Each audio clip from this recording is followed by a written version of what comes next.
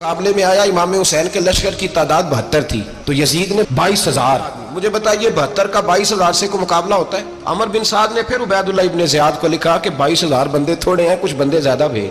تو عمر بن سعد کو عبید اللہ ابن زیاد کہنے لگے کہ تو پاگل تو نہیں ہو گیا، 72 کے لشکر کا 22,000 بھیجا، اور کتنا بھیجو؟ تو اس نے کہا تمہیں یہ نہیں پتا یہ لوگ کون ہیں؟ یہ مولا علی شیر خدا کی اولاد ہے. ان میں ایک ایک شخص ایسا ہے جو ایک ہزار کے مقابلے میں لڑنا جانتا ہے. تو یہاں کمزوری دکھائی جاتی ہے. ہمارے بچے سمجھنے لگے ہیں کہ یہ شاید کوئی ایسی داستان ہے، اور اس طرح کا ماحول ٹی وی پہ میں دیکھ رہا تھا، اس طرح کا ماحول بنایا جاتا ہے جیسے کوئی خوف ہے. یعنی واقع کربلا کوئی ایسا واقعہ جسے دیکھ کے خوف طاری ہو جائے، بچے راتوں کو ڈرے. وہ اکیلے درخت دکھائے جا رہے ہیں اور تیر دکھائے جا رہے ہیں. او یار کیا قوم کی تربیت کر رہے ہیں؟ واقع کربلا حوصلے کا نام ہے، دلیری کا نام ہے. سنیں بات اصل میں کیا تھی، بڑے ٹھنڈے دماغ سے میری بات کو سمجھیے گا. حضرت مولا علی شیر خدا کے بعد مسلمانوں کے متفقہ امیر بنے تھے حضرت امیر معاویہ. انہیں امیر کس نے بنایا تھا؟ امام حسن نے. حضرت علی کے بڑے صاحبزادے حضرت امام حسن نے ان سے صلح کی، انہیں خلافت دی. اور صحیح بخاری میں نبی پاک نے فرمایا تھا میرا بیٹا حسن سردار ہے، جب مسلمانوں کی جماعتوں میں لہو بہہ جائے گا تو حسن ان کی صلح کرا دے گا. وہ صلح امام حسن نے کرائی، جناب امیر معاویہ امیر بن گئے. حضرت امیر معاویہ رضی اللہ تعالیٰ عنہ بڑا پیار کرتے تھے نبی پاک سے، بڑا احترام کرتے تھے حضور کے خاندان کا. ان کی جو اجتہادی خطائیں ہیں وہ اپنی جگہ پہ موجود ہیں. چونکہ امام حسن نے ان سے صلح کر لی، لہذا ہم بھی ان کے بارے میں کوئی جملہ کہنے کے مجاز، ہماری مجبوری امام حسن ہے. اس لیے کہ جسے امام حسن صحیح کہے پھر امام حسن کے ماننے والے کو اسے غلط نہیں کہنا چاہیے. حضرت امیر معاویہ رضی اللہ تعالیٰ عنہ کا جب وصال ہوا تو حضرت امام حسن پہلے ہی ان سے وصال کر گئے، آپ کو زہر دے دیا گیا، آپ شہید ہو گئے. امام حسین موجود تھے. تو یزید کے بارے میں لوگوں نے کہا جناب امیر معاویہ سے کہ یہ ٹھیک ہے، مناسب ہے اور بہادر ہے، دلیر ہے، وہ جو ہوتے ہیں نا خوش آمدی ٹولہ. تو حضرت امیر معاویہ کے گرد بھی کچھ ایسے لوگ تھے، انہوں نے آپ سے کہا کہ یزید کو نامزد کر دیں. تو آپ نے یزید کو بلایا، حوالہ مجھ سے دیکھ لیجئے گا. بلا کے فرمایا کہ 3 بندوں کے سامنے اپنی خلافت پیش کرنا، اگر وہ تجھے مان جائیں تو امیر بن جانا، نہ مانے تو چپ کر کے گھر بیٹھ جانا. وہ 3 بندے کون ہیں؟ جناب عبداللہ ابن عباس، حضرت عبداللہ بن زبیر اور امام حسین رضی اللہ تعالیٰ عنہ. یہ وصیت فرمائی جناب امیر معاویہ. ہوا یہ کہ یزید جب امیر بنا نا، 2-3 چیزیں ہوتی ہیں جب کسی بندے کو قابو کرنا ہوتا ہے، 2-3 4-5 چیزیں ایسی ہوتی ہیں جس سے بندہ قابو آتا ہے. تو اس نے بھی فوری طور پہ، یزید نے دیکھا میرے لیے مسئلہ کیا بن سکتا ہے. ولید بن عتبہ اس وقت مدینے کا گورنر تھا. یزید نے اس کو خط لکھا کہ امیر عرب کا رواج آج بھی ہے کہ جب تک نئے خلیفہ کی بیعت نہیں ہو جاتی پرانے کے انتقال کی خبر ہی نہیں دیتے، اس کو رکھے رکھتے ہیں. یہ ان کا طریقہ ہے. وہ کہتے ہیں کہ ولی عہد اچھی طرح قبضہ کر لے پھر بتائیں گے. حضرت امیر معاویہ کا وصال ہو گیا، بتایا نہیں. یزید نے اب کیا کیا، کیونکہ بڑا چلاک آدمی تھا، بڑا شاطر تھا، بڑا تیز تھا، اس نے ولید کو خط لکھا. کہنے لگا کہ فوری طور پہ عبداللہ ابن عباس کو بلاؤ، اسے کہو میری بیعت کریں. یہ جو بیعت ہوتی تھی نا، یہ بھی سن لے کیا ہوتی تھی. یہ بیعت حلف ہوتا تھا کہ میں اللہ رسول کے نام پہ حلف دیتا ہوں کہ میں یزید کی اطاعت کروں گا، میں اس کے خلاف کوئی بغاوت نہیں کروں گا. کوئی یہ بیعت لوگ سمجھتے ہیں کہ بس ہاتھ پکڑنے کا نام بیعت تھا. اس بیعت کا متبادل جمہوری ملکوں کے اندر ووٹ آیا ہے. تو کہا بیعت کرے. حضرت عبداللہ ابن عباس کو بھی بلاؤ، عبداللہ بن زبیر کو بھی بلاؤ، امام حسین کو بھی بلاؤ. امام حسین آدھی رات کے وقت بیٹھے تھے مسجد نبوی میں، چونکہ 5 نمازوں کی آپ امامت کرتے. امام حسین نماز پڑھا کے عشاء کی بیٹھے تھے. جناب عبداللہ بن زبیر، عبداللہ بن زبیر کون تھے؟ یہ نبی پاک صلی اللہ علیہ وسلم کی پھوپھی پوتے تھے اور جناب صدیق اکبر کے نواسے تھے. حضرت عبداللہ بن زبیر اور جناب زبیر بن عوام عشرہ مبشرہ صحابی ہیں، ان کے بیٹے تھے. بہت زیرک آدمی تھے. یہ بھی امام حسین کے پاس بیٹھے تھے. عبداللہ ابن عباس بھی تھے جو حضور کے چچا کے بیٹے ہیں، اس امت کے پہلے مفسر ہیں قرآن پاک. یہ لوگ بیٹھے تھے. تو ولید نے ایک بندہ بھیجا، اس نے آ کے کہا جناب آپ کو گورنر صاحب نے بلایا ہے. تو عبداللہ بن زبیر کہنے لگے حسین اس وقت بلانے کی بات سمجھ میں نہیں آئی. تو امام حسین بڑے بصیرت والے تھے، اللہ نے بصیرت دی تھی. کہنے لگے عبداللہ آپ کو سمجھ نہیں آئی، مجھے سمجھ آ گئی ہے، امیر معاویہ وصال کر گئے اور یہ ہمیں جو بلایا گیا ہے نا، یہ یزید کی بیعت کے لیے بلایا گیا ہے. تو کہا پھر آپ آدھی رات کو نہ جائیں، آپ کے لیے خطرہ ہوگا. تو امام حسین فرمانے لگے خطرہ حسین کو نہیں ہوتا. نہیں کہا پھر بھی آپ مہربانی کریں ذرا احتیاط سے جائیں. تو جناب عبداللہ ابن زبیر نے، عبداللہ ابن عباس نے 14 بندے نیزے دے کے، تلواریں دے کے امام حسین کے ساتھ بھیجے اور کہا کہ امام حسین اگر اس نے کوئی غلط ملت بات کی نا، زبردستی بیعت کرنے کا کہا، تو آپ بس کوئی ایک بات اونچی آواز میں کر دینا، یہ سپاہی پیچھے آ جائیں گے. امام حسین ان 14 بندوں کو لے کے گورنر ہاؤس پہنچ گئے. جب آپ وہاں پہنچے اس نے بتایا، اس نے کہا جی حضرت امیر معاویہ انتقال کر گئے اور آپ نے یزید کی بیعت کرنی ہے. تو امام حسین فرمانے لگے میں چھپ کے بیعت نہیں کروں گا، مجمع لگاؤ، جمعے والے دن اعلان کرو، جو طریقہ ہے حضرت ابوبکر صدیق کا، جو طریقہ ہے حضرت عمر فاروق کا، جو انداز حضرت عثمان غنی کا ہے، جو مولا علی کا ہے، سر عام اعلان کرو. اگر ساری دنیا یزید کی بیعت کرے گی تو میں بھی تیار ہوں. تم مجھ سے بیعت لے کے پھر لوگوں کو بتانا چاہتے ہو کہ حسین بیعت وہ کر رہے ہیں تو تم کیوں نہیں کر رہے؟ میں عام آدمی نہیں ہوں، لہذا چھپ کے بیعت نہیں کرتا. جب یہ بات کی نا تو ولید بڑا نرم دل تھا اور امام حسین کی شان کو جانتا تھا، وہ جانتا تھا یہ نبی پاک کا خاندان ہے. اس نے کہا جی مجھے تو حکم تھا، باقی آپ حضور کے نواز ہیں، میں کر کچھ. وہاں ایک بڑا بدبخت شخص بیٹھا تھا، عبد الملک بن مروان. وہ ولید سے کہنے لگا کہ اگر حسین آج تمہارے ہاتھ سے نکل گئے تو تمہارے لیے بہت بڑا مسئلہ کھڑا ہو جائے، انہیں جانے نہ دینا، یا بیعت کراؤ یا ان سے کہو جنگ کے لیے تیار ہو. تو امام حسین رضی اللہ تعالیٰ عنہ کے کانوں میں آواز گئی تو فرمانے لگے ابن مرجانا، اگر تیرے اندر جرت ہے تو آ سامنے حسین کے، اس کے کانوں میں باتیں نہ کر، کانا پھوسی نہ کر، باہر آ میدان میں، شرارت نہ کر، باہر آ، میں تمہیں ابھی بتاتا ہوں کہ حسین سے مقابلہ کرنے کا انجام کیا ہے. یہ کہہ کہ امام حسین باہر نکلے، اپنے بھائی محمد بن انفیہ کو بلایا، عبداللہ بن زبیر، عبداللہ ابن عباس، ڈھیر سارے لوگ اکٹھے ہو گئے. فرمایا یہ معاملہ ہے، اب کیا کرنا ہے؟ تو وہ کہنے لگے حضور وقت ابھی مناسب نہیں ہے، آپ اس طرح کریں یہاں رکے، ہم مکے سے، عراق سے، کوفے سے لوگوں کو بلاتے ہیں، یہاں ایک بڑی مجلس مشاورت قائم کرتے ہیں. امام حسین فرمانے لگے اگر تم مشاورت قائم کرو گے تو ولید اور عبد الملک بن مروان وہ تو جنگ کرنے کو تیار ہے، اور نبی پاک نے فرمایا ایک مینڈا ہوگا جس کی وجہ سے مدینے کی گلیوں میں لہو بہے گا. فرمانے لگے میں وہ بکرا، وہ مینڈا نہیں بننا چاہتا. کہا پھر آپ کیا کریں گے؟ تو امام حسین رو پڑے، فرمانے لگے میں مدینہ چھوڑ جاؤں گا لیکن مدینے کی حرمت پامال نہیں ہونے دوں گا. امام علی مقام آدھی رات کے وقت نکلے. سیدہ فاطمہ کا دروازہ ایک اس دن تھا جس دن حضرت مولا علی کوفے چلے گئے تھے، اور دوبارہ آج تالا لگا جب امام حسین نکلے. آپ جنت البقیع کے پیچھے کھڑے ہو کے حضور کا روضہ دیکھنے لگے. اس وقت گنبد تو نہیں ہوتا تھا، روضہ دیکھنے لگے. نانا تیرے کرم کے خزینے کی خیر ہو، میں جا رہا ہوں تیرے مدینے کی خیر ہو. سارا خاندان لے گئے، مکے تشریف لے گئے. حج کے ایام قریب آنے والے تھے. امام حسین نے وہاں لوگوں سے باتیں کی. جب امام حسین وہاں پہنچے تو کوفے سے خط آنے لگے. کوفہ حضرت علی کا دارالخلافہ تھا، وہاں آپ کے محبین، پیار کرنے والے ڈھیروں تھے. انہیں خط لکھے کہ حضور آپ چپ کر کے بیٹھے ہوئے ہیں اور ہمارے اوپر یزید مسلط ہو گیا ہے، آپ اگر میدان میں نہیں نکلیں گے، آپ نہیں آئیں گے تو ہم اللہ کی بارگاہ میں شکوہ کریں گے کہ کوئی ہماری کمان کرنے کو تیار ہی نہیں ہوا. اور وہ خط 1 2 3 نہیں آئے، وہ خط اتنے تھے کہ 3 بوریوں میں بھرے تھے امام حسین، 3 بوریوں میں. اب مجبوری ہو جاتی ہے، حق کے لیے کئی دفعہ بات کرنا مجبوری ہوتی ہے، اگر نہیں کرے گا تو پھر اس کو بھی قبر میں جواب دینا پڑے گا. امام علی مقام رضی اللہ تعالیٰ عنہ نے مکے میں اب لوگوں کو جمع کیا مشورے کے لیے. ہر بندے نے کہا حضور وہ بلا تو رہے ہیں پر اپنے وعدوں کے پکے. کہا حضور وہ پکے نہیں، آپ نہ جائیں. ہر بندے نے کہا حالات ٹھیک نہیں، حالات گراؤنڈ ریالٹی صحیح نہیں. یہی مشورہ آج بھی ہر بندہ دیتا ہے، ابھی حالات نہیں. اتنے خراب حالات کبھی نہیں ہوئے تھے جتنے امام حسین کے دور میں تھے.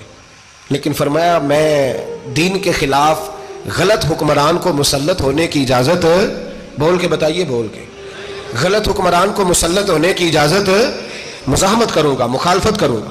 امام کہنے لگے کوئی بات نہیں، وہ میرے ساتھ چلے نہ چلے لیکن میں کوفے جاؤں گا. وہ لوگ میرے ساتھ کھڑا ہونے کو تیار ہے تو وہ جھوٹ ہے یا سچ ہے پر میں چلوں گا.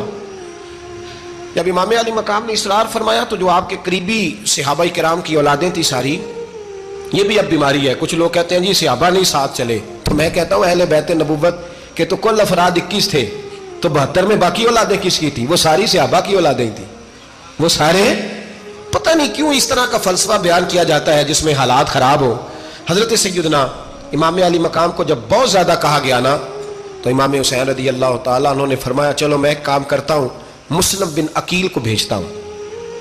حضرت علی کے بھتیجے ہیں، امام حسین رضی اللہ تعالیٰ عنہ کے چچا کے بیٹے ہیں، حضرت عقیل کے صاحبزادے مسلم بن عقیل. بڑے سمجھدار آدمی تھے، معاملہ فہم تھے، بڑے جری تھے. اتنا زبردست مشورہ کم لوگ دیتے ہیں جتنا حضرت مسلم بن عقیل دیتے تھے. ان کو بھیجا گیا کوفے.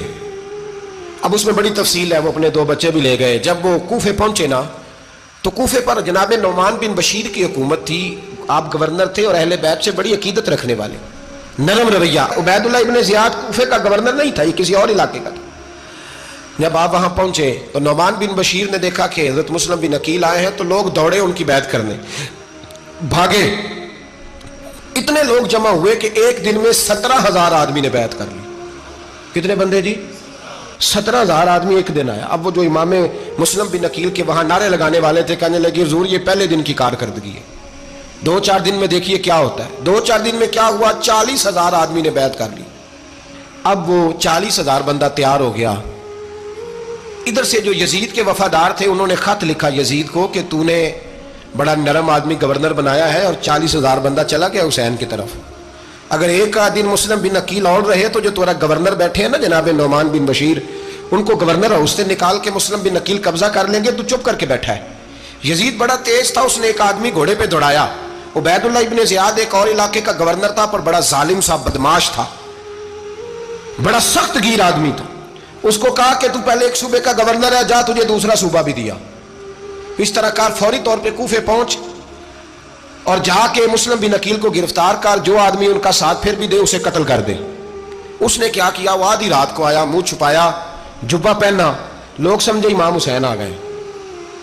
بہت سارے لوگوں نے اس کے نعرے بھی لگائے۔ وہ چپکے سے داخل ہوا اندر، اور چپکے سے داخل ہو کے اس نے سب سے پہلا کام یہ کیا کہ نعمان بن بشیر رضی اللہ عنہ کو معزول کیا، کوفے کے گورنر ہاؤس پہ قبضہ کیا۔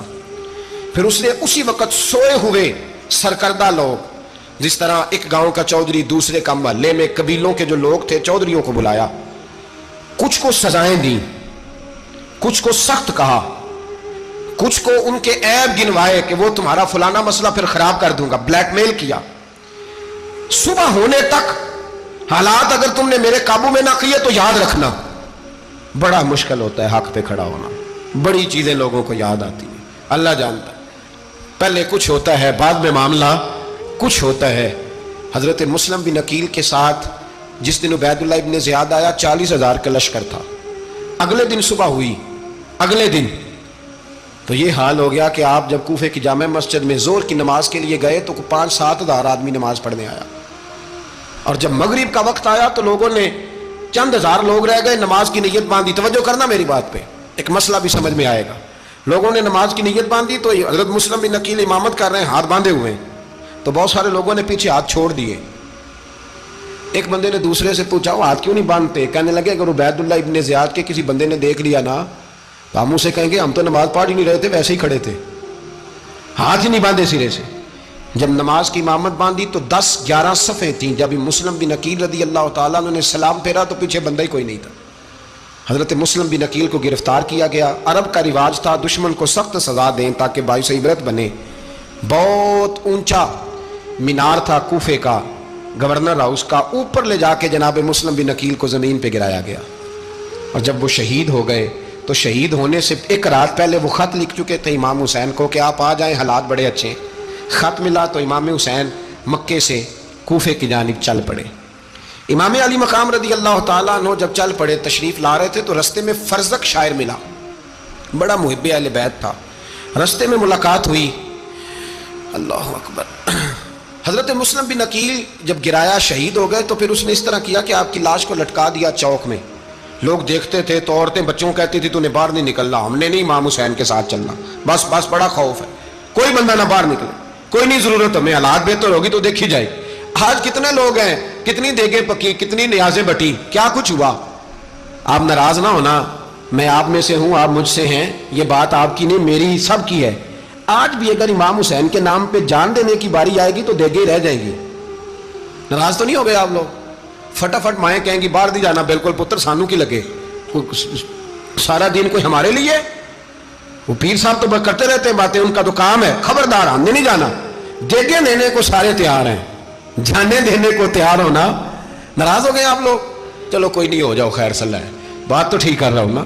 حضرت امام حسین رضی اللہ تعالیٰ عنہ نے فرزق شاعر رستے میں ملا تو امام حسین کو کہنے لگا کہاں جا رہے ہیں؟ فرمایا میں کوفے جا رہا ہوں۔ کہنے لگا حضور نہ جائیے گا، لوگوں کے دل آپ کے ساتھ ہیں، تلواریں آپ کے ساتھ نہیں۔ سیدنا امام حسین رضی اللہ تعالیٰ عنہ کو آ کے کہا حضور وہ سارے کوفے والے مانتے ہیں کہ بات حسین کی ٹھیک ہے لیکن آپ کی سپورٹ نہیں کریں گے۔ اور اگلی بات فرزق نے یہ کی کہ حضور میں حضرت مسلم بن عقیل کی لاش کو لٹکی ہوئی دیکھ کے آیا ہوں کوفے کے چوک میں۔ بڑا ہی خوبصورت فکرہ ہے امام حسین کا۔ فرمانے لگے میرا بھائی لٹکا ہوا تھا، کہیں کسی کے آگے جھکا تو نہیں تھا؟ लटका ही था ना, कहीं झुका तो नहीं किसी के आगे? कहा हुजूर नहीं। तो आप फरमाने लगे अगर मुस्लिम बिन अकील लटक गया तो हुसैन भी लटक जाएगा, लेकिन झुकेगा। हजरत इमाम हुसैन तशरीफ लाए, बच्चों समेत आए। हुर बिन यजीद एक शख्स था। हुर बिन यजीद एक मुख्तसर सा लश्कर लेके उसने इमाम हुसैन को एक जगह पे रोका, फिर दूसरी जगह पे रोका, बिल आकर तीसरी जगह पे रोका। तो इमाम हुसैन ने फरमाया जगह कौन सी है? कहा हुजूर करब बला। फरमाया बस यही खैमे लगा दो, यही। हजरत सैयदा ज़ैनब ने पूछा इमाम हुसैन से कि सारे जमाने ने रोका है, ठीक है आप हक पे हैं, ये भी सब ने कहा आप हक पे हैं, पर रोका भी सब ने, आप रोके क्यों नहीं? तो इब्ने कसीर और इब्ने असीर लिखते हैं कि इमाम हुसैन रो पड़े, कहने लगे बहन मैं रुक जाता, पर मैंने रात को नाना मुस्तफ़ा को ख्वाब में देखा है। तो हुजूर ने फरमाया हुसैन अगर आज ये रिवाज पड़ गया ना यजीद जैसे लोगों का, तो कयामत तक पड़ा रहेगा। फिर लोग कहेंगे कोई निकला नहीं था तो हमें भी निकलना, फिर लोग जालिमों के सामने गर्दनें झुकाने के आदी हो जाए। मैं कहता रहता हूं, कह रहा हूं, करबला की जंग कुफर इस्लाम की जंग नहीं, कुफर इस्लाम की जंग नहीं करबला की, क्योंकि यजीद तो बड़ा पक्का नमाजी था, खुतबा देता था वो तो। जब इमाम हुसैन रज़ी अल्लाह ताला अन्हु ने करबला के मैदान में जुमे का दिन था तो यजीद के सामने को बात करनी शुरू की, अमर बिन साद के सामने। तो अमर बिन साद कहने लगा हुसैन ज्यादा बातें ना कर, हमारा जुमा लेट हो रहा है, जंग के लिए तैयार हो, फटाफट आ, अहले बैत नबुव्वत को कत्ल करेंगे और कत्ल के बाद फिर नमाज पढ़ेंगे और फिर कहेंगे अल्लाहुम्मा सल्ली अला मुहम्मदिन व अला आले मुहम्मद, उसी नमाज में फिर दरूद भी पढ़ेंगे। ये कैसा मर्तबा है, कैसा अंदाज है, दोस्ती कातिल से भी मकतूल से याराना भी। इमाम हुसैन ने कर हुर बिन यजीद इमाम हुसैन से कहने लगा मुझे हुक्म है आपको रोकने का, आप आगे नहीं जा सकते। इमाम साहब ने फरमाया वजह? जमीन अल्लाह की है। उसने कहा आप बैत नहीं कर रहे, यजीद की हालात आपके हक में दुरुस्त नहीं है, आप नहीं जाएंगे। इमाम रोक गए। जोहर की नमाज का वक्त हुआ तो हजरत अली अकबर इमाम हुसैन के बड़े साहिबजादे, उन्होंने अजान जोहर पढ़ी तो हुर बिन यजीद के लश्कर ने इमाम हुसैन के पीछे नमाज अदा की। कहा भाई तुम मुकाबले में आए हो, नमाज पीछे पढ़ते हो? कहा हुजूर मुकाबला तो तलवारों से कर रहे हैं, पर हमारा दिल तो मानता है ना कि मुस्तफ़ा का नवासा बड़ी शान वाला है। हुर बिन यजीद ने 3 नमाजें लश्कर समेत इमाम हुसैन के पीछे पढ़ी हैं, 3 नमाजें, जोहर असर और मगरिब। फिर इमाम हुसैन के सामने शराइत पेश की कि आपको यहाँ घेर लिया गया है, यहाँ आप बैत करेंगे या आप जंग करेंगे, 2 ही बातें। इमाम हुसैन ने फरमाया नहीं भाई बैत तो मैं नहीं करता, इसके अलावा तुम जो कहते हो मैं करने को तैयार हूं। उसने खत लिखा, उबैदुल्लाह इब्ने ज़ियाद को एक बंदा दौड़ाया पीछे, कूफे चंद मील पे कूफा था। कहा वो नहीं मान रहे, क्या करना है? तो हुसैन इब्ने अली है, मैं ज्यादा देर उन्हें रोक भी नहीं सकता। उन्होंने पैगाम दिया हुर बिन यजीद को कि करना कुछ भी नहीं, उनका पानी बंद कर दो, ब्लैकमेल करो, खाना पानी नहीं मिलेगा, छोटे छोटे बच्चे हैं, खुद ही मान जाएंगे। हजरत इमाम अली मकाम के बारे में हुर के पास जब ये पैगाम आया तो हुर कहने लगा मेरी तबीयत नहीं मानती हुसैन पर पानी बंद करूं, दिल नहीं मानता। जब ये लफ्ज कहे ना दोबारा तो फिर उबैदुल्लाह इब्ने ज़ियाद ने अमर बिन साद को 10,000 आदमी दे के भेजा। कहा हुर बिन यजीद लचक दिखा रहा है हुसैन के हक में। एक रे का इलाका था, बड़ी वहां फसल होती थी, लोग कोशिश करते थे वहां का गवर्नर बनने की कोशिश करते थे। तो उबैदुल्लाह इब्ने ज़ियाद कहने लगा तुम्हें रे की गवर्नरी मिलेगी, सबसे सरसब्ज़ शादाब इलाका, तुम्हें वहां का गवर्नर बनाया जाएगा अगर हुसैन के खिलाफ लड़ोगे। ये इतनी जबरदस्त होती है गवर्नरियां कि गवर्नरियों के लिए लोग नस्ल रसूल के खिलाफ भी निकल आते हैं। ये इतनी तगड़ी होती हैं, इतनी जल्दी वफादारियां बदलती हैं। वक्त इतना नहीं कि मैं मजीद तफसील में जाऊं। इमाम हुसैन को रोक लिया गया, अमर बिन साद ने रोक लिया। यकम मुहर्रम को इमाम आए, 7 मुहर्रम तक रोका गया, 7 मुहर्रम को पानी बंद कर दिया। जानवर पानी पीते थे, घोड़े पीते थे, कुत्ते पीते थे, लेकिन मुस्तफ़ा के घराने को पानी पीने की इजाज़त 3 दिन तक पानी बंद रहा। 9 मुहर्रम को अमर बिन साद ने और लोग बुलाए। शिमर एक बड़ा सख्त आदमी था, संग दिल बदबख्त, जिसने हजरत अली असगर के गले पर तीर मारा था, वो और लश्कर लेके आया। रात को कहने लगा इमाम हुसैन रज़ी अल्लाह ताला अन्हु से कि बस बड़ा हो गया, ये 9-10 मुहर्रम की दरमियानी रात, यहाँ आप जंग करेंगे या आप बैत करेंगे, 2 ही बातें। इमाम हुसैन अंदर गए, सैयदा ज़ैनब से मशवरा किया, बाहर आए, फरमाया बात वही है जो पहले दिन वाली है। इमाम हुसैन रज़ी अल्लाह ताला अन्हु ने फरमाया भाई बैत तो मैं नहीं करता, बाकी जो तुम्हारा प्रोग्राम है। शिमर और इब्ने साद कहने लगे फिर जंग के लिए तैयार हो जाए। क्या अंदाज है इमाम हुसैन का। फरमाने लगे कल जंग करूंगा, मुझे पता तो है जंग का नतीजा क्या निकलना है, एक रात मुझे दे दो, ताकि मैं खुल के अपने रब की इबादत तो कर लूं। हुसैन ने जाना है, मुझे पता है कल रिजल्ट 72 और 22,000 का क्या, एक रात मुझे दो, मैं मालिक से राज न्याज तो करूं। मैं गोया उससे पूछूं तो सही कि मालिक मेरे वालिद भी शहीद हैं, भाई भी शहीद हैं, नाना को भी दुखों में देखा है, तो अब मेरी बारी है, तो मालिक मैं हाजिर हूं, मुझे मौका तो दो, इसलिए कि मेरे नाना ने बदर में भी सारी रात इबादत की थी, सुबह मुझे मौका दो। और दुनिया का उसूल है जब कोई मौका मांगता है तो दिया जाता है।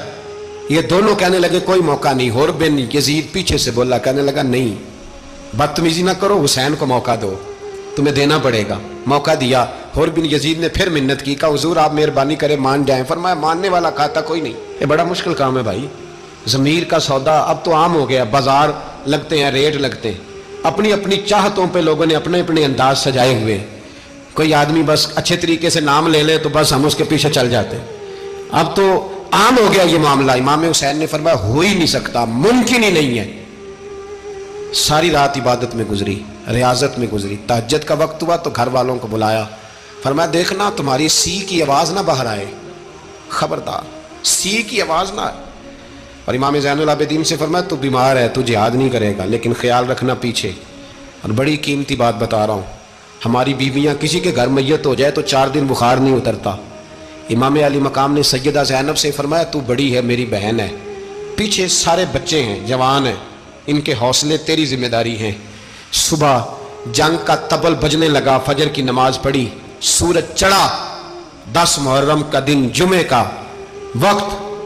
जनाब सैयदना इमाम हुसैन रदी अल्लाह ताला अन्हु ने रेत पर सजदे किए, लंबे सजदे, लंबी नमाज। सूरत शम्स की आयात दूसरी रकत में पढ़ी तो सारा करबला गूंजने लगा। क्या अंदाज़े तकल्लुम था इमाम अली मकाम का। नमाज मुकम्मल हुई तो हुर बिन यजीद, अमर बिन साद और शिमर से कहने लगे वाकई हुसैन से लड़ोगे? पता नहीं कौन है। कुल्ला सालुकुम अलैहि अजरन, तुमने नहीं पढ़ा इल्लल मवद्दत फिल कुर्बा, तुम्हारी आंखें बंद है। अल हसन वल हुसैन सैयद शबाब अहले जन्नह, तुम्हें नहीं पता? कहने लगा चुप कर, हुकूमत नजर आ रही है।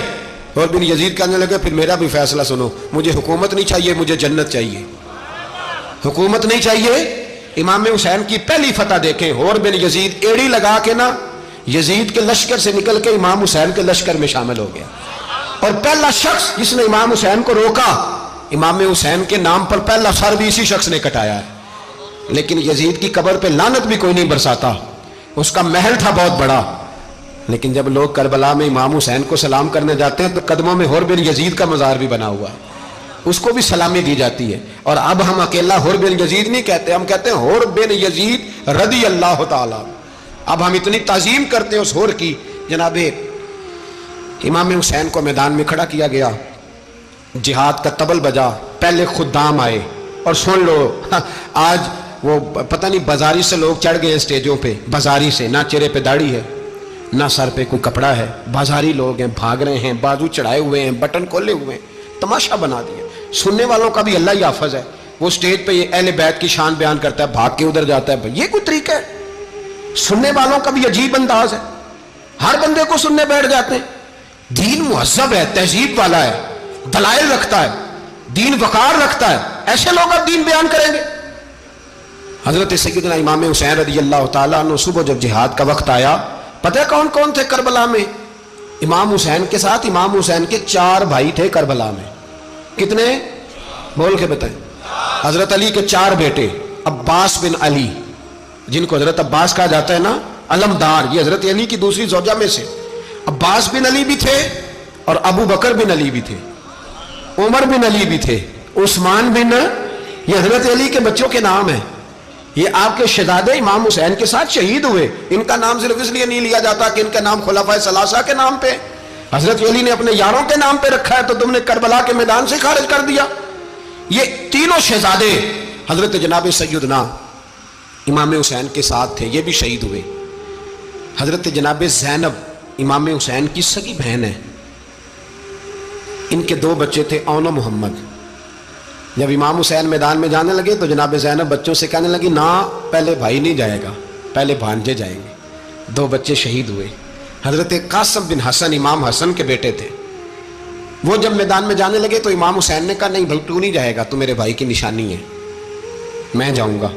تو حضرت قاسم بن حسن نے ایک تعویذ کھول کے دیا کہ ابا جی میرے والد نے کہا تھا جب بڑی مشکل آ جائے تو تعویذ کھول کے دیکھنا، تو آج بڑی مشکل آئی ہے تو میں نے تعویذ کھولا ہے، تو یہ دیکھیں کیا لکھا ہے، یہ تو رکا ہے، تعویذ ہے ہی نہیں۔ جب کھول کے دیکھا تو اس پہ لکھا تھا قاسم اگر حسین پہ کوئی کڑا وقت آ جائے تو بیٹھ کے آگے آگے رہنا، اگر کڑا وقت میرے بھائی پہ کبھی آ جائے نا دیکھنا اس کے آگے آگے چلنا، اسے حسن کی کمی نہ محسوس ہو، پائیاں جہاں ساک نہیں کوئی جے وچ خار نہ ہوئے۔ سیدنا امام حسین پہلی دفعہ کربلا میں اس وقت روئے جب یہ رکا، آپ نے دیکھا تو فرمایا ٹھیک ہے اگر حسن کی یہ وصیت ہے تو میں نے زندگی میں اگر ان کی ہر بات مانی ہے اب بھی مانوں گا، تمہیں اجازت ہے۔ جناب قاسم بن حسن 16 سال کا جوان جب میدان میں نکلے تو ہائے ہائے پتہ نہیں کہاں سے آ گئی ہے۔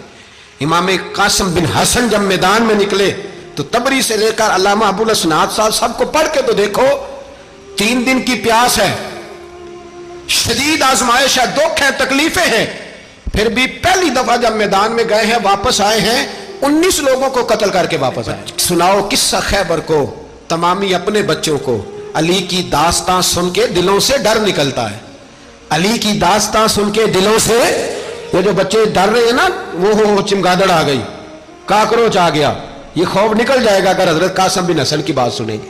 درجنوں لوگ آپ نے قتل کیے۔ ایک دفعہ آئے کہا چاچا یزید کا لشکر تو بڑا بزدل ہے، اگر چند قطرے پانی میرے حلق سے گزرے تو میں سارے کاٹ کے لے آؤں گا آپ کے پاس، چند قطرے۔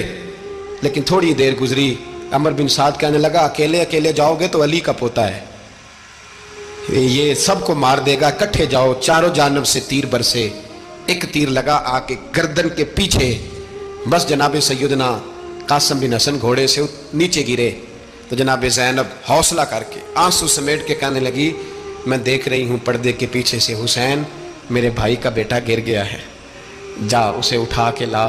حضرت امام حسین ان کو اٹھا کے لائے تو امام حسین نے سینے سے لگایا ہوا تھا تو ان کے پیر، ان کا قد لگتا تھا امام حسین سے زیادہ ہے، اٹھا کے لایا، لٹا دیا گیا۔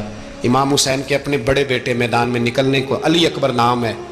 جب جن لوگوں نے حضور کو نہیں دیکھا تھا وہ جب کہتے نا ہم نے نبی پاک کا دیدار نہیں کیا تو بتاؤ کس طرح کے تھے، تو بتایا جاتا تھا کہ جناب علی اکبر کا دیدار کرو، ہم شبیہ مصطفیٰ۔ اور جب وہ گلیوں میں نکلتے تھے تو عورتیں چھتوں پہ چڑھ جاتی۔ جناب علی اکبر رضی اللہ تعالیٰ عنہ تلوار لے کے میدان میں نکلے، جوان بیٹے دینے بڑے مشکل۔ او یارو رٹا کیا ہے یہ تو بتاؤ، کہ ظالم آدمی حکمران، یار یہ رٹا ہے، ایک ظالم کا رستہ روکنا ہے، اس رٹے کے لیے ہم شبیہ مصطفیٰ۔ جناب سیدنا امام علی اکبر میدان میں نکلے، بڑے لوگ مارے، بڑے، پھر ایک تیر ان کے بھی گلے میں لگا، اور جب وہ گرے نا زمین پہ تو حضرت امام حسین دوڑ کے آئے، دوڑ کے، اور جب تشریف لائے تو ان کے گلے سے تیر کھینچا تو ایک جملہ لکھا ہے صاحب تبری نے، اس نے حد کر دی، کہنے لگے تیر کھینچا تو امام حسین کی آنکھوں میں آنسو آئے، کہنے لگے کاش جناب ابراہیم آج میرے سامنے ہوتے تو میں انہیں کہتا کہ آپ نے تو بیٹا ذبح کرتے وقت آنکھوں پہ پٹی باندھی تھی، دیکھو میں کھلی آنکھوں سے بچے ذبح کر رہا ہوں، کھلی آنکھوں، کاش جناب ابراہیم خلیل ہوتے تو انہیں کہتا۔ جناب علی اکبر بھی شہید ہوئے۔ حضرت علی اصغر کو تو اچانک اٹھایا تھا امام حسین، باہر نکلے تو گردن پہ تیر لگا تو 6 مہینے کا بچہ وہ بھی شہید ہوا، خون اچھالا آسمان کی طرف تو کہا مولا دیکھ لے میں نے 6 مہینے والا بھی نہیں بچایا، وہ بھی دے دیا ہے۔ پھر حضرت عباس کو بیٹیوں نے کہا کہ اب نہ، کچھ کہتے ہیں پہلے شہید ہوئے، کچھ نے لکھا بعد میں، کہ اب ہم سے پانی کے بغیر نہیں رہا جاتا، تو جناب عباس پانی کا مشکیزہ لے کے نکلے باہر، ایک ہاتھ کٹا، دوسرے پہ مشکیزہ وہ بھی کٹا، پھر پانی تو بھر لیا تھا لا نہ سکے، پھر گردن کٹی تو شہید ہوئے۔ بچوں کی بھی شہادت ہوئی، پر جب ان کا لاشا اٹھایا تو امام حسین کہنے لگے مولا اب نہ حسین کی کمر کمزور ہو گئی ہے، اب کمزور ہو، اور بھائی ایک میت ہو جائے تو 4-5 دن تو پوری آنکھیں نہیں کھلتی، کیسا جری خاندان ہے۔ تھوڑی دیر گزری تو امام علی مقام نے پٹکا باندھا، سر پہ دستار باندھی، مولا علی کی تلوار پکڑی، نبی پاک کا امامہ باندھا اور گھوڑے پہ سوار ہوئے تو کہنے لگے زینب گھر تیرے حوالے اور میں اللہ کے حوالے، گھر تیرے حوالے اور میں، اور پھر امام حسین نکلے، امام علی مقام نکلے۔ راوی کہتے ہیں کہ یہ جلوہ پہلے بھی بڑے سونے تھے پر آج جو رنگ دیکھا وہ کبھی نہیں دیکھا، کیا انداز تھا، جدھر جاتے نعرہ لگاتے تو حد ہو جاتے۔ اتنے لوگ امام حسین نے کاٹے، اتنے کاٹے، پھر واپس پلٹ کے آئے اور کہنے لگے زینب ذرا پردے کے پیچھے سے دیکھ تو صحیح میری بہن، ان بزدلوں کو جرت ہی نہیں ہو رہی حسین کے مقابلے میں آنے، ایک دوسرے کو دھکا دیتے، تو جا تو جا، پھر اکٹھے وار ہوئے۔ یہ کون ہے کٹا ہوا، لباس ہے پھٹا ہوا، یہ بال یقین حسین ہے، نبی کا نور عین ہے۔ پھر چاروں جانب سے تیر برسے تو امام علی مقام چونکہ نماز کا وقت ہو گیا تھا، اترے گھوڑے سے، خون بہ رہا تھا، گرم ترین ریت سے تیمم کیا، سر سجدے میں رکھا، اور جب شمر آپ کی گردن کاٹنے لگا تو کہنے لگے ٹھہر جا ذرا رب سے ایک بات کر لینے دے، اور پھر بولے امام حسین، کہنے لگے مالک تو اب بتا کہ حسین سے راضی ہے کہ ناراض ہے، تو بتا۔ تو پھر ایک آواز آئی، یا ایتھا النفس مطمئنہ ارجعی الی ربک راضیۃ مرضیہ، فرمایا نفس مطمئنہ واپس آ جا، تو اللہ سے راضی ہے، اللہ تجھ سے راضی۔ امام حسین وہاں شہید ہو گئے۔ اب یہ قافلہ امام حسین کا سر کاٹ، ذرا دیکھنا غور کرنا، سر کاٹ کے نیزے پہ رکھا ہے، جسم کربلا میں پڑا ہے، عورتوں کو گھوڑوں پہ بٹھا کے لے جایا گیا یزید کے دربار میں۔ یزید پہلے عبید اللہ ابن زیاد نے بدتمیزی کی، پھر یزید نے کی۔ سعودی عرب کا ایک مولوی بول رہا تھا، سعودی عرب کا، ان سے بھی بڑا عشق ہے، جس نے تقریر سننی ہو میرے پاس ہے۔ ہمیں لوگ مشورے دیتے ہیں کہ جو یزید کو اچھا کہے اور حسین کو باغی کہے اس کو ہم امام مان لیں، اس بے شرم بے حیا کو جو نبی پاک کے گھرانے کے بارے میں بکے اسے امام۔ سعودی عرب میں مسجد نبی میں درس دینے والا جس نے تقریر سننی ہو میرے پاس ہے، وہ کہتا ہے یزید تو بڑا اچھا آدمی تھا، اس نے تو بڑی خدمت کی، تو میں نے اسے کہا رشتہ داری کر لیا یزید کے ساتھ، قریب ہو جا۔ شرم نہیں آتی؟ آج بھی نبی پاک کا دل دکھاتے ہو، حیا نہیں آتی، خیال نہیں آتا؟ اور لوگ گھر میں بیٹھ کے باتیں کرتے ہیں، کہتے ہیں جی جو بیت اللہ میں ہو وہ بھی برا ہو سکتا ہے۔ بیت اللہ میں تو 360 بت بھی تھے، وہ اچھے تھے۔ مدینے میں تو 360 منافق بھی رہے، پوری سورہ منافقون نازل ہوئی، وہ اچھے تھے۔ عجیب تماشا بنا دیا لوگوں نے مذہب کا۔ وہ آج بک رہا ہے، آج میرے پاس ویڈیو آئی ہے، کہتا ہے یزید نے تو بڑی خدمت، تو عبید اللہ ابن زیاد نے قتل کیا۔ بے شرمو، اگر عبید اللہ ابن زیاد نے بھی قتل کیا تھا تو حکومت کس کی تھی؟ بولے، بول کے بتائیں۔ تو پھر یزید نے عبید اللہ ابن زیاد کو سزا کیوں نہیں دی، بلکہ ایک جگہ 2 گورنریاں دی اس کو؟ یہ حال کیا۔ بلکہ سنو جو حدیث پاک میں آتا ہے وہ یہ ہے کہ یزید چھڑیاں مار رہا تھا، چھڑیاں امام حسین کے لبوں پہ۔ تو نعمان بن بشیر صحابی تھے، بول پڑے، کہنے لگے او یزید بدبخت، ہاتھ پیچھے اٹھا، مجھے اللہ کی عزت کی قسم میں نے سینکڑوں بار نبی پاک کو ان ہونٹوں کو چومتے دیکھا ہے۔ حضرت جناب زینب عورتوں کے مجمع میں پیچھے ہو کے بیٹھی ہیں۔ یزید کے پاس جب پہنچا لشکر تو یزید کہنے لگا دیکھو اللہ نے مجھے عزت دی اور میرے مخالفوں کا کیا حال ہوا۔ تو بی بی زینب بول پڑی، اتنے صدمے سہے پر آواز توانا ہے، جاندار ہے۔ حضرت سیدہ زینب نے جب سنا نا کہ یہ کہہ رہا ہے کہ مجھے اللہ نے عزت دی، تو جناب زینب بولی۔ نعمان بن بشیر کہتے ہیں بی بی بولی، اتنے صدمے ہیں پر جناب زینب بولی اللہ اکبر، اس انداز میں بولی کہ پہلے قرآن مجید کی آیت پڑھی، کہنے لگی وَتُعِزُّ مَن تَشَاءُ وَتُذِلُّ مَن تَشَاءُ بِيَدِكَ الْخَيْرُ إِنَّكَ عَلَىٰ كُلِّ شَيْءٍ قَدِيرٌ۔ اور پھر کہنے لگی یزید تو بکتا ہے، کہتا ہے کہ تو عزت والا ہو گیا، یہ تیری حکومت ہے، 4 دن گزرنے دے، تجھ پہ کوئی لعنت بھی نہیں برسائے گا، اور میرے بھائی کا قیامت تک ممبروں میں اور خطبوں میں ذکر ہوا کرے گا، وقت گزرنے دے۔ جب جناب بی بی زینب بول رہی تھی تو حضور کے ایک نابینا صحابی پاس بیٹھے تھے، جناب نعمان بن بشیر کا ہاتھ ہلایا، ہلا کے کہنے لگے کیا علی آ گئے؟ تو علی کی آواز لگتی ہے، جبریل امی بول رہے ہوں جیسے، حکمت کے گوہر رول رہے ہوں جیسے، دربار دمشق میں بی بی زینب کا خطاب، منبر پہ علی بول رہے ہوں جیسے۔ میرے بھائی بس کربلا والا قافلہ تو مدینے پہنچ گیا، 3 سال یزید نے حکومت کی، شرابیں عام ہو گئی، مکے پہ حملہ ہوا، خانہ کعبہ کا غلاف جلا، مدینے پہ اس نے حملہ کیا، 3 دن مسجد نبوی میں اس نے گھوڑے باندھے، مسجد نبوی میں صحابہ کو نکال کے اپنا اس نے امام مقرر کیا، لیکن پھر امت نے اسے قبول نہ کیا، پھر وہ رسوا ہوا اور آج تک وہ رسوا ہے۔ لیکن امام